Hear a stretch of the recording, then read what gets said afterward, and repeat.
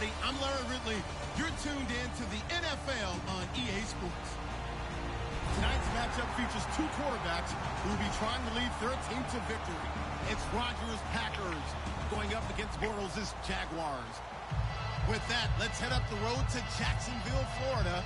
Standing by are Brandon Gaudin and Charles Davis. Well, Larry, with a sight of fans splashing in pools behind the end zone, we can only be in one place.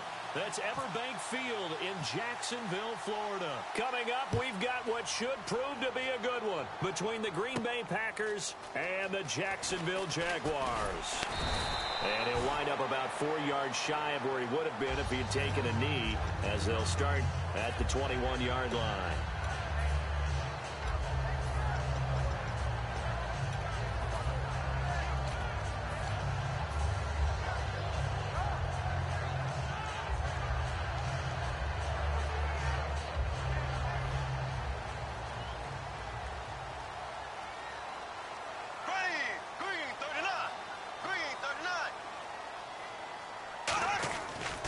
Here's Chris Ivory with his first carry.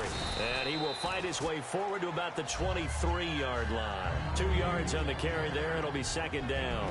Now look at the starting unit, and here's to you, Mr. Robinson. Oh, I like that one. Allen Robinson, I loved coming out of Penn State. Everyone kept telling me he's not fast enough, and I kept pointing to the film and saying yes, but he catches everything. He's definitely a threat. This is Ivory, and he'll go down right at the 30-yard line. Good work to pick up 7 yards there. That gets him into a 3rd-and-1 situation.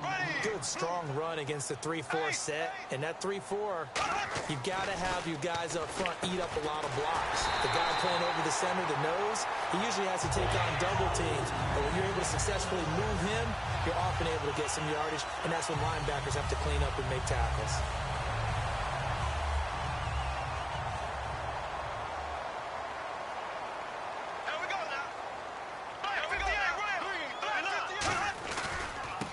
Play now for Ivory. And he gets this one to midfield before he's brought down. Give him 10 yards on that one, and that'll earn him a fresh set of downs. And that run was what a lot of people call an explosive run. Gave them good yardage, solid yardage. They feel good about the whole thing, and they did it behind a 2 tight end set. It's always interesting to watch what offenses want to do with the 2 tight ends. Sometimes they line them up together for a power set. Sometimes they put one on each side of the line of scrimmage to balance things out. No matter what, though, when you see 2 tight ends on the field, your first thought is to think of run. In this case, the offense was able to run successfully. Bortles to throw on second down. He's going to flip that out to the flat. It's complete.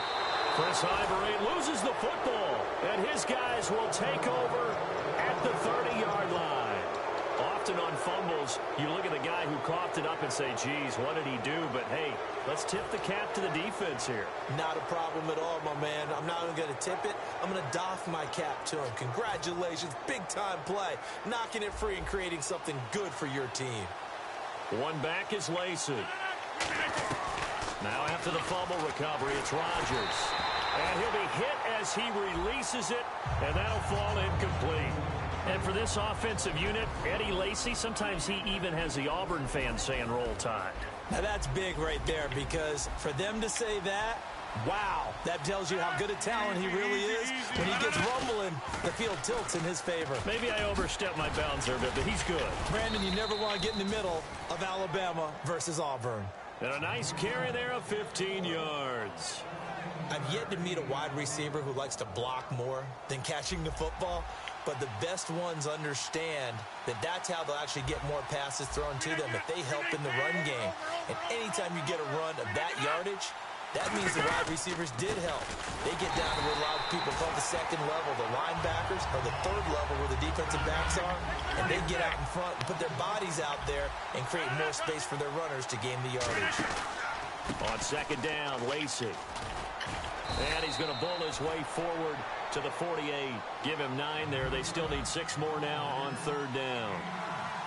On a second and long, it's really nice to see an offense that has enough confidence to run the football in that situation. I think that goes back to their practice and game planning. They've seen things that they've seen on tape and in previous games that led them to believe that even in a long-distance situation, they can still run the football and gain enough yardage to put themselves in a good spot on third down. Here we go on fourth down with Rodgers. Out to the flat. That's complete to his running back. Boy, a curious decision to go for it. Doesn't pan out. And it'll be a turnover on downs. Out comes the Jaguar offense now as they get set to take over. And they got across the 50 last time but fumbled and turned it over, so they'll be looking to have a short-term memory here, Mr. Davis. Not only a short-term memory, but a whole lot better ball security. Because if they take care of the ball, continue to move it, their chances of scoring some points, they've got to feel pretty good about. They thought they had things moving in the right direction last time. Fumbles, they don't just affect you on offense, they affect your overall team because now your defense has to make that stand up. One of the toughest things about playing defensive back is pattern reading, trying to figure out what they're doing. And on that one, they had the fly, just sending a guy downfield with the in route accompanying it, what people call a dagger route, trying to hit the guy underneath after the clear out. In this case, though, they're not able to get it done. Yeah, they said forget the underneath route. They went for the guy on the fly, but as you said, incomplete. The defensive line disperses a little bit here, maybe expecting a pass.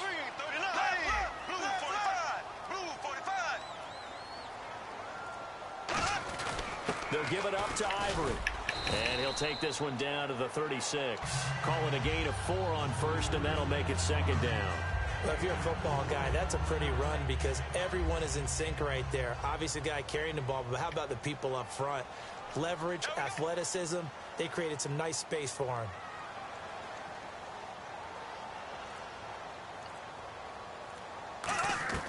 On second down, here's Bortles. Underneath to Ivory. And inside the 20 before he's brought down. 17 yards on the pickup there. The drive will continue. It's a first down. I know most of the time when the ball's in the air, you're thinking wide receiver, tight end, but running backs, they can be a big part of any passing offense nowadays. And now the offense operates in the red zone. They'll come out in the pistol. And they're going to go soft on the corners. Here's Bortles to throw. And a quick throw here, that's complete. And he'll get it here to the 10-yard line. Give him 9 on the play, and it'll be second and about a yard. In recent years, the slot receivers really gained stature in the NFL because they could do so many things.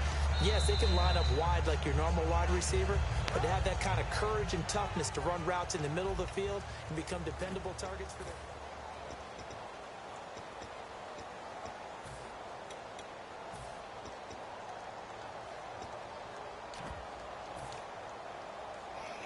Second down and just 1. They come up in an offset eye. They go back to the ground attack here. It's Ivory. And he will get this into the end zone for a Jaguar touchdown. Chris Ivory, a 10-yard touchdown run. And the Jaguars have taken the lead. Jason Myers now for the extra point. And this is up and good. The score now 7-0 Jaguars.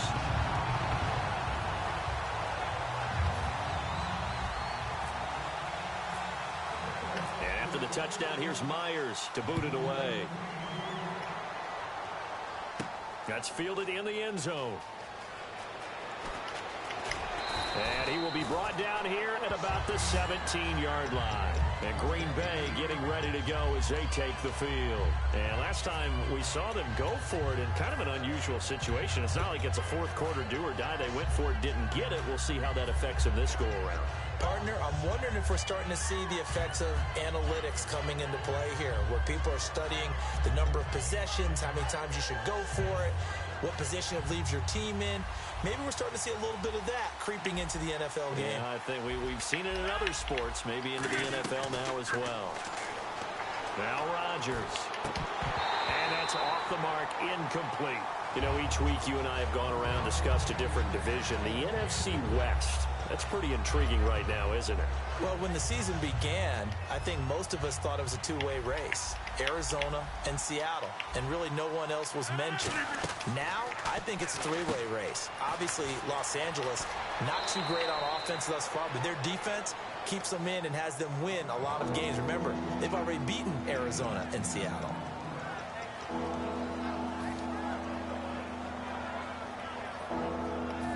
So completion on second down, that brings up third. It's a 5-receiver set. 3 to the left, 2 to the right. Throwing now is Rodgers. Oh, the ball comes out on the hit, but they'll say it's incomplete. Putting pressure on the guy throwing the football is always good. But when you can couple that with contact on him that leads to an incompletion, as we just saw there, that's winning football.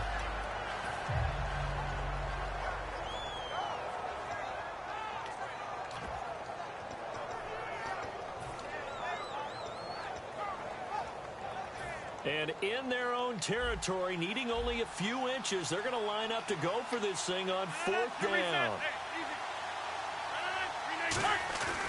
Here we go with Lacy.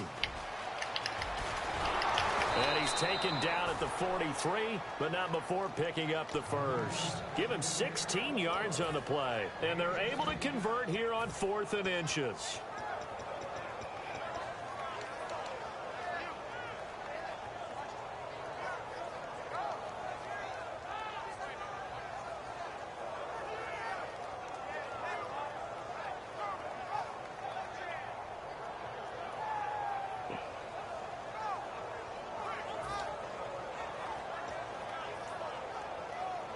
So the run moves the chains, and here we go on 1st down.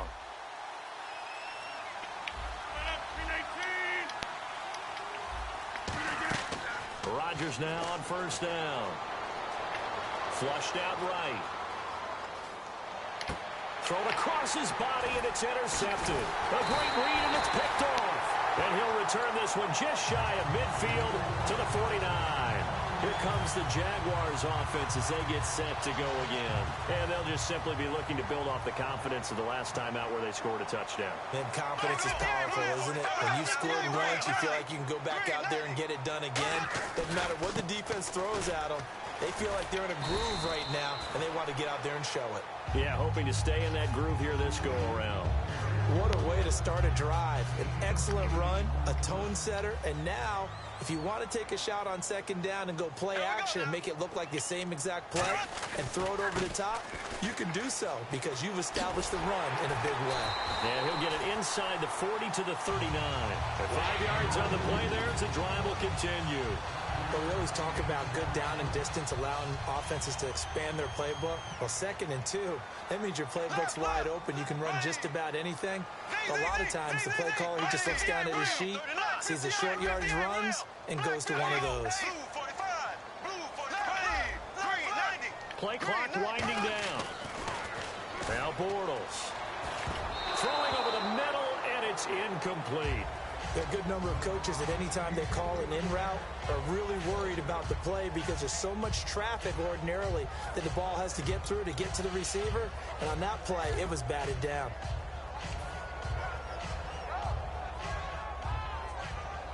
Second down following the incompletion. They come up in an offset eye. They give it to Ivory. And he'll be stopped up quickly here at the 38. Only a yard on the pickup there, so it leaves them needing a conversion here on 3rd and a tough 9.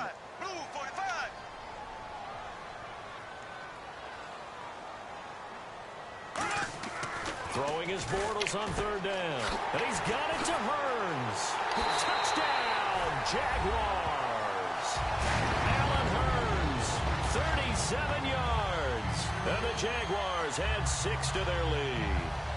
I know these wide receivers are about flash and dash and high-flying plays, but a good number of them played running back at some point in their career, and that's how they finish off a lot of their big plays, run after the catch. And this time he finishes off the big play in the end zone.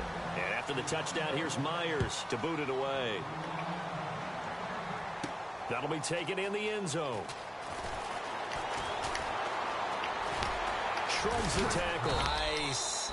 And he'll take it back to about the 19-yard line. And Green Bay getting ready to go as they take the field. And following the interception, we'll see what they can put together on this drive. I can hear my old college coach right now. He always used to tell us before every game, the team making the fewest mistakes will win. What they're hoping is that that last mistake is their only one of the game. Coaches, that's all they talk about, turnovers, right? Minimizing those and maximizing opportunities. They'll run it with Lacy. It's a 6-yard gain on the ground, and that'll make it 2nd and 4. Well, we all know the guy carrying the ball is going to get the credit, both in the stat line and probably in the newspaper. But guess what? Those guys creating holes, they couldn't feel better about themselves right now. Offensive line, tight end, probably even the wide receivers are involved. They're moving the ball well. And he'll be out of bounds across the 30-yard line. They get 5 out of that one, and it moves the chains. That's a good, nice, crisp run for a first down. I wonder if the defense might have been loosened up a little bit, maybe anticipating a pass instead of the run that they got. And now we're circling here around the 2-minute warning. This is a setup play, trying to get one last one in before the clock warning. 2 minutes remain here in the first half. Back with more from Jacksonville. Don't go anywhere. We'll be back after this. They'll come out in the pistol. They'll run. This is Lacey. And he is swallowed up right at the line of scrimmage. That's going to go as a loss of a yard, and it'll be 2nd down. We just saw another example of how the defense is winning this game. Really at the point of attack, the offensive line is just getting pushed around. I think now as a play caller, you've got to give them a little bit of help. Maybe keep your tight ends a little bit more. Maybe the running backs help you a little bit with the pass blocking. But you've got to help them get some confidence because you can't abandon the play calling right now. I do know from experience that when you slow down someone's running game, you're now doing the dictating on defense. And guess what? Now you're getting ready to tee off on their quarterback because they have to throw it all the time. But you still have to be alert for the draws and other plays of that nature to make sure you don't get hurt. And defensively, it's a nickel formation here on 3rd down and 9. Rodgers looks for Nelson, and it's intercepted. And nothing but green grass here, middle of the field. And he will take this one home. It's a touchdown. Short throw, pick 6 right there. Those linebackers, they love when those short throws come and those eyes get real wide, don't they? How about the anticipation on the play? Reading, reacting, and then the ability to catch the football and take it in the opposite direction. And it is now 21-0.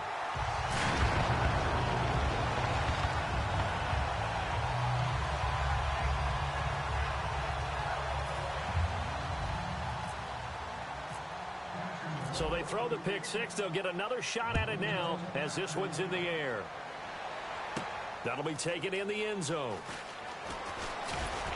And he's able to get it across the 20, but not by much as he's marked down at the 21-yard line. And Green Bay getting ready to go as they take the field.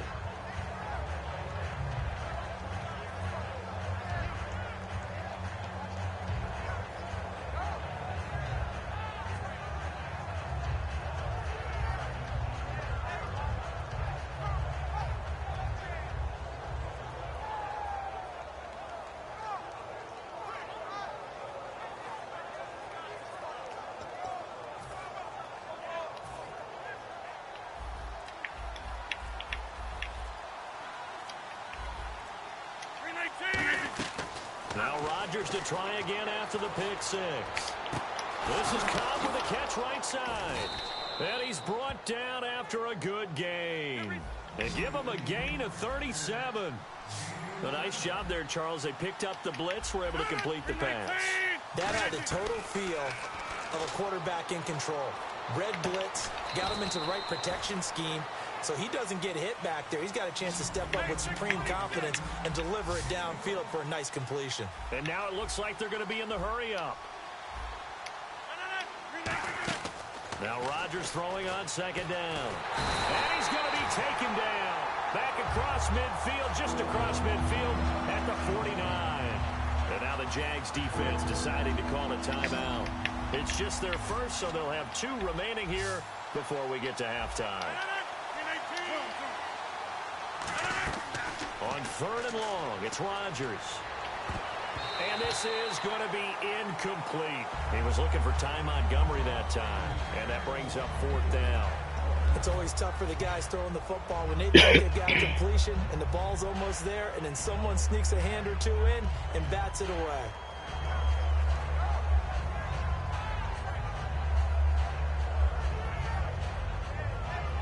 They're going to line up to go for this on 4th down. Rodgers stays on the field. Here we go on 4th down with Rodgers.